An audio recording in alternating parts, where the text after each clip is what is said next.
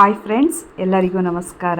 Pallavi Rangegowda YouTube ಚಾನಲ್ಗೆ ಆತ್ಮೀಯ ಸ್ವಾಗತ. ಫ್ರೆಂಡ್ಸ್, ಈ ದಿನ ನಾನು ನಿಮಗೆ ಬೆಳ್ಳುಳ್ಳಿ ಕಬಾಬ್ ಸುಲಭವಾಗಿ ಮಾಡುವ ವಿಧಾನವನ್ನು ಈ ದಿನ ನಿಮಗೆ ತಿಳಿಸ್ತೀನಿ. ಯಾಕೆ ಬೆಳ್ಳುಳ್ಳಿ ಕಬಾಬನ್ನು ತಿನ್ನಬೇಕು ಅಂತ ಅಂದರೆ, ನಿಮಗೆ ಗೊತ್ತಿರೋ ಥರ ಬೆಳ್ಳುಳ್ಳಿ ತುಂಬ ಅದ್ಭುತವಾದಂತಹ ಔಷಧೀಯ ಗುಣಗಳು ಈ ಬೆಳ್ಳುಳ್ಳಿಯಲ್ಲಿ ಇವೆ.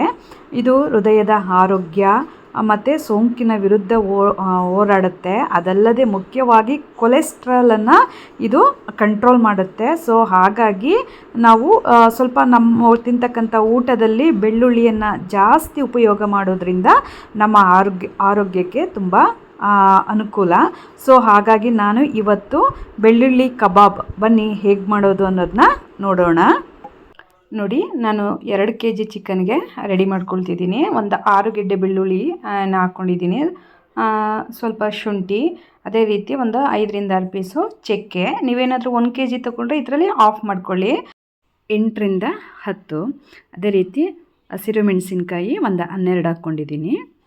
ಸ್ವಲ್ಪ ಕರಿಬೇವಿನ ಸೊಪ್ಪು. ಇದನ್ನು ನಾವು ಗ್ರೈಂಡ್ ಮಾಡ್ಕೋಬೇಕು. ನೆಕ್ಸ್ಟು ಒಂದು ಬಾಣಲಿ ತೊಗೊಂಡು ಒಂದು 6 ಸ್ಪೂನ್ ಹಾಕ್ಕೊಂಡಿದ್ದೀನಿ ಕಾರ್ನ್ಫ್ಲೋರು. ನೀವು ಏನಾದರೂ 1 kg ಆದರೆ ಒಂದು 4ರಿಂದ 5 ಸ್ಪೂನು ಸಾಕಾಗತ್ತೆ. ನಮ್ಮದು ಚಿಕನ್ನು ಎಷ್ಟಿರುತ್ತೆ ನೋಡಿಬಿಟ್ಟು ಕ್ವಾಂಟಿಟಿ ನಾವು ಹಾಕ್ಕೊಳ್ಬೇಕು. 1 ಸ್ಪೂನು ನಾನು 2 ಸ್ಪೂನು ಕಡಲೆ ಹಿಟ್ಟನ್ನು ಹಾಕ್ಕೊಂಡಿದ್ದೀನಿ.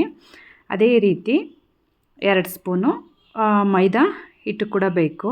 ಸೊ 2 ಸ್ಪೂನು ಮೈದಾ ಹಿಟ್ಟು ಕೂಡ ಹಾಕ್ಕೊಂಡೆ. ಅದೇ ರೀತಿ 2 ಸ್ಪೂನು ಅಕ್ಕಿ ಹಿಟ್ಟು. ನಿಜವಾಗ್ಲೂ ನೋಡಿದ್ರೆ ಕಲ್ಲರ್ ಏನಾದರೂ ಹಾಕಿರ್ಬೇಕೇನೋ ಅನ್ನೋಷ್ಟು ತುಂಬ ಚೆನ್ನಾಗಿ ಕಲ್ಲರ್ ಬಂದಿರುತ್ತೆ, ತುಂಬ ಫೈನಾಗಿರುತ್ತೆ.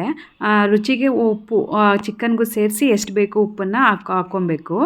ಇದಕ್ಕೆ ನಾವು ಇದು ಸಾಲ್ಟನ್ನು ಹಾಕ್ಕೊಳ್ತಾ ಇದ್ದೀನಿ ಈಗ. ಅದೇ ರೀತಿ ನಾವು ಪೇಸ್ಟ್ ಮಾಡ್ಕೊಂಡಿದ್ವಲ್ಲ ಗ್ರೈಂಡ್ ಮಾಡಿ, ಸೊ ಅದನ್ನು ಹಾಕ್ಕೊಬೇಕು.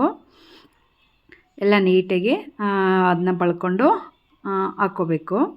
ಹಾಕ್ಕೊಂಡಾದಮೇಲೆ ಈ ಒಂದು ಮಿಶ್ರಣಕ್ಕೆ ಸ್ವಲ್ಪ ಅರಿಶಿಣ ಮತ್ತು ಕ್ರಷ್ ಮಾಡಿದಂತಹ ಕಸ್ತೂರಿ ಮೇಥಿಯನ್ನು ಹಾಕ್ಕೋಬೇಕು. ಸ್ವಲ್ಪ ಮೊಸರು ನಮಗೆ ಎಷ್ಟು ಬೇಕು ನೋಡ್ಕೊಂಡು ಹಾಕಿ, ಇಲ್ಲ ತೆಳ್ಳಗಾಗ್ಬಿಡುತ್ತೆ. ನಾನು 2 kg ಚಿಕನ್ ಆಗಿರೋದ್ರಿಂದ 2 ಎಗ್ಗನ್ನು ಉಪಯೋಗಿಸಿದ್ದೀನಿ. ನೋಡಿ, ನಾವು ಕ್ರಷ್ ಮಾಡಿದ ಕಸ್ತೂರಿ ಮೇಥಿ ಹಾಕೋದ್ರಿಂದ ಟೇಸ್ಟ್ ತುಂಬ ಚೆನ್ನಾಗಿರುತ್ತೆ. ಮರಿದೇ ಹಾಕೊಳ್ಳಿ.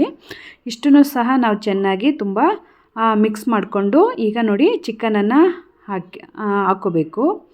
ಹಾಕಿ ತುಂಬ ಚೆನ್ನಾಗಿ ಮಿಕ್ಸ್ ಮಾಡಿ ಇಡಬೇಕು. ನಾವೇನಾದರೂ ಟೈಮ್ ಇತ್ತು ಅಂತ ಅಂದರೆ ಒಂದು 1/2 ಅವರು ನಾವು ಫ್ರಿಜ್ನಲ್ಲಿ ಇಡೋದ್ರಿಂದ ತುಂಬ ಚೆನ್ನಾಗಿ ಖಾರ ತುಂಬ ಹೊಂದಿಕೆ ಆಗಿರುತ್ತೆ. ಟೇಸ್ಟು ಕೂಡ ತುಂಬ ಚೆನ್ನಾಗಿರುತ್ತೆ. ಸೊ ನಾನು ಕೂಡ 1 ಅವರು ಫ್ರಿಜ್ನಲ್ಲಿ ಇಟ್ಬಿಟ್ಟು ಆನಂತರ ನಾನು ಮಾಡ್ತೀನಿ. ನೋಡಿ, ಈಗ 1 ಅವರ್ ಆಗಿದೆ.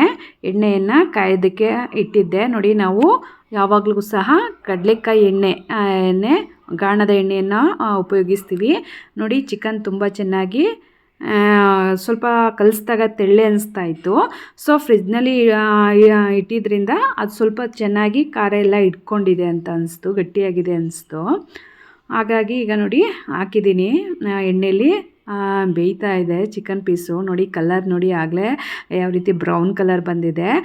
ಸ್ವಲ್ಪ ಚಿಕನ್ ಅರ್ಧ ಬೆಂದಾದಮೇಲೆ ಸ್ವಲ್ಪ ಕರಿಬೇವಿನ ಸೊಪ್ಪನ್ನು ಹಾಕ್ಕೊಂಡ್ರೆ ತುಂಬ ಚೆನ್ನಾಗಿರುತ್ತೆ ಟೇಸ್ಟು. ನಿಮ್ಗೆ ಗೊತ್ತಲ್ಲ. ನೋಡಿ, ಕಲ್ಲರೆಲ್ಲ ಎಷ್ಟು ತುಂಬ ಚೆನ್ನಾಗಿದೆ. ನೋಡಿದ್ರೆ ನಿಜವಾಗ್ಲೂ ಕಲ್ಲರ್ ಯೂಸ್ ಮಾಡಿರಬೇಕೇನೋ ಅನ್ನೋಷ್ಟು ನಮಗೆ ಡೌಟ್ ಬರುತ್ತೆ. ತುಂಬ ಚೆನ್ನಾಗಿರುತ್ತೆ. ಅದು ಬೆಳ್ಳುಳ್ಳಿ ಕಬಾಬು. ನಾನು ಮೊದಲೇ ಹೇಳಿದ್ನಲ್ಲ, ನಮಗೆ ಕೊಲೆಸ್ಟ್ರಾಲು ಮತ್ತು ಫ್ಯಾಟ್ ಎಲ್ಲ ಸಹ ಇದು ಬೆಳ್ಳುಳ್ಳಿ ಬರ್ನ್ ಮಾಡುತ್ತೆ. ಮಕ್ಕಳಂತೂ ಕಬಾಬ್ ಅಂದರೆ ತುಂಬ ಇಷ್ಟಪಡ್ತವೆ. ಸೊ ನಾವು ಮನೆಯಲ್ಲೇ ನ್ಯಾಚುರಲ್ ಆಗಿ ನಾವೇ ಕಬಾಬ್ ಪೌಡ್ರನ್ನು ಬಳಸದೆ ಮಾಡೋದ್ರಿಂದ ನಿಮ್ಮೆಲ್ಲರ ಆರೋಗ್ಯ, ನಮ್ಮ ಕುಟುಂಬದ ಆರೋಗ್ಯವನ್ನು ಸಹ ನಾವು ಕಾಪಾಡ್ಬೋದು. ನೋಡಿ, ಇನ್ನು ತಡ ಮಾಡೋದೇಕೆ, ನಾವಂತೂ ತುಂಬ ಚೆನ್ನಾಗಿ ಇಷ್ಟಪಟ್ಟು ತಿಂದ್ವಿ. ಸೊ ನೀವು ಮಾಡ್ಕೊಂಡು ತಿನ್ನಿ.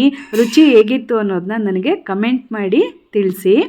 ಇದುವರೆಗೂ ನನ್ನ ಚಾನಲ್ನ ಸಬ್ಸ್ಕ್ರೈಬ್ ಮಾಡಿಲ್ಲ ಅಂದರೆ ದಯವಿಟ್ಟು ಸಬ್ಸ್ಕ್ರೈಬ್ ಮಾಡಿ, ಹೀಗೆ ಸಪೋರ್ಟ್ ಮಾಡಿ ಫ್ರೆಂಡ್ಸ್. ನಮಸ್ಕಾರ.